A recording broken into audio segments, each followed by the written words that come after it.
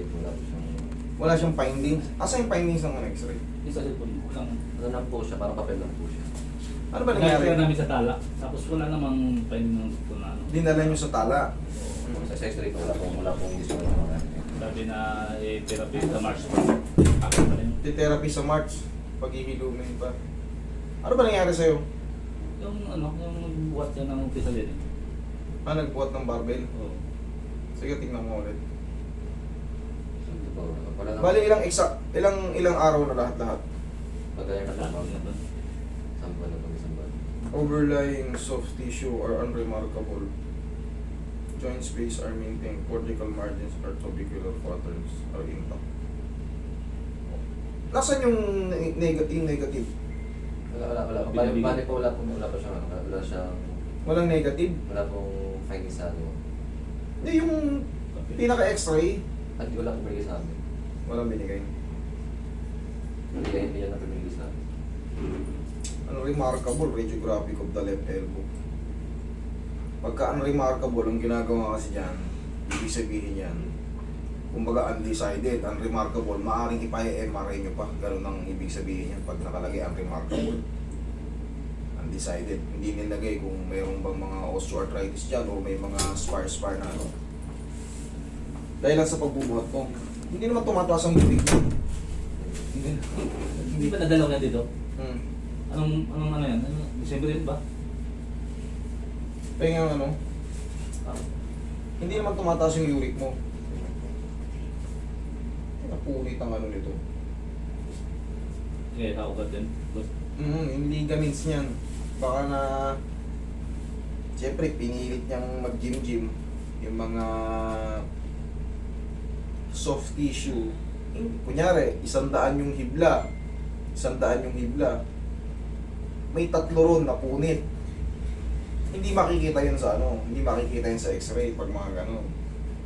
Mga partial tear na ano. Pagka punersa.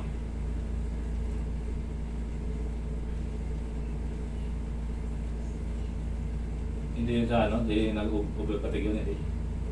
Ang over fatigue, buong katawan mo pag over fatigue ka. Matamlay ka pag over fatigue ka. Ganun ang over fatigue. Pero ito dito ang may problema. Oh. Ang nipis ng dito niya, tingnan mo ito, medyo makapal.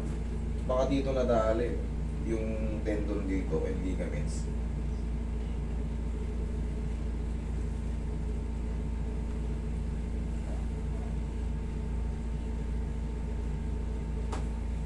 Pag ano, ano mo, ibuhat mo ng ano, nakalagay kasi dyan, for therapy ka, diba? Sabi sa'yo, for therapy. Ibuhat mo ng mga mineral. Kahit yung ano lang, yung Wilkins na ano, paunti-unti. Hayaan mo lang siya mas straight. Kasi pag na-straight mo yan, mas madaling i-bend. Kasi nga palagi na nga nakabend, di ba? Pag nai-straight, mas gaganda siya, mas makaka-recover ka. Ano nangyari ito? Kailangan ito may MRI. Kahit without contrast, para malaman kung anong mga tissue na damage. Hindi siya magtuwid, hindi naman gano'n. Mas maganda pa sana kung naano na lang, hindi naman siya na-dislocate. Nakalagay dyan, hindi naman dislocated. Tapos unremarkable yung mga ano. Intact naman yung iba. Kaya sa ugat na, sa ugat. Sa ugat siguro ito eh. Kasi pag tuwid niya, di ba tuwid? Masakit. Hindi ugat to, ano, ligaments.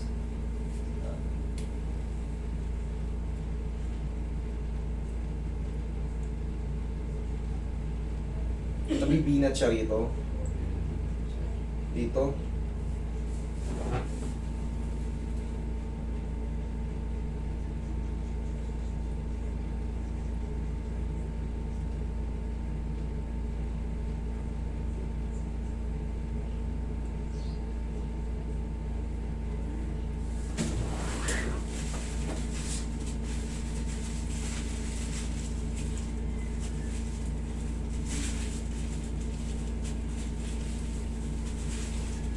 Huwag mo nga siya, Roy.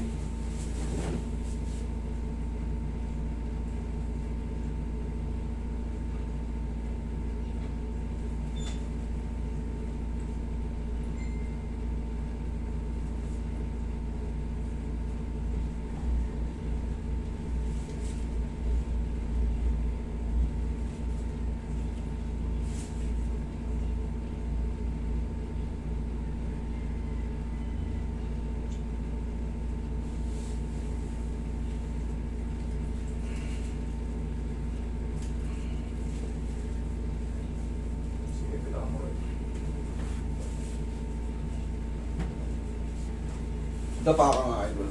Dapa ka nga. Ayan. Dapa ka. Yun sa namin.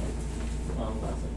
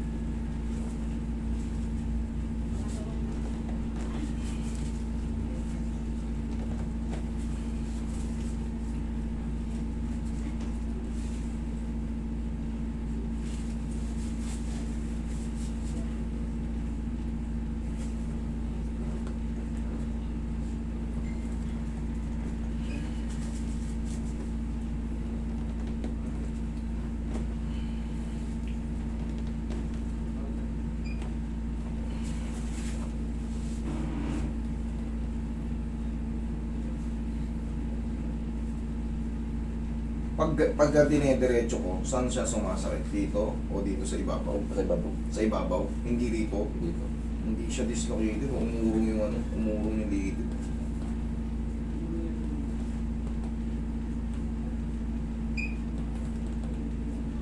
Ito nagre-reklamo. Ito, Dito po. Dito. dito.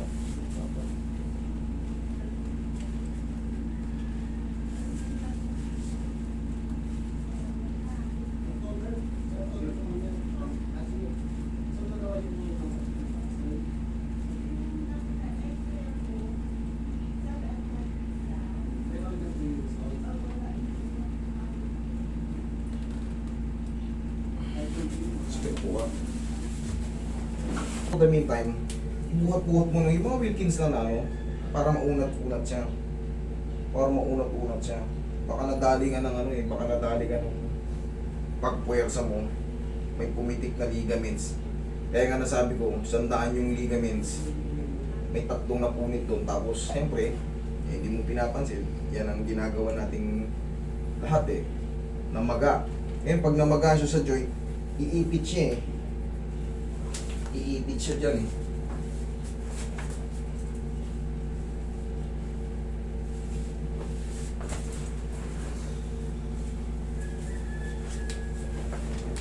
Ganyan. Dito nagre-react. Hindi dito sa joint. Ito lang naman ang binabantay natin yan. Ito. Pero hindi ka dyan nagre-react eh. Kasi pinipindot ko to. Nakashoot naman siya.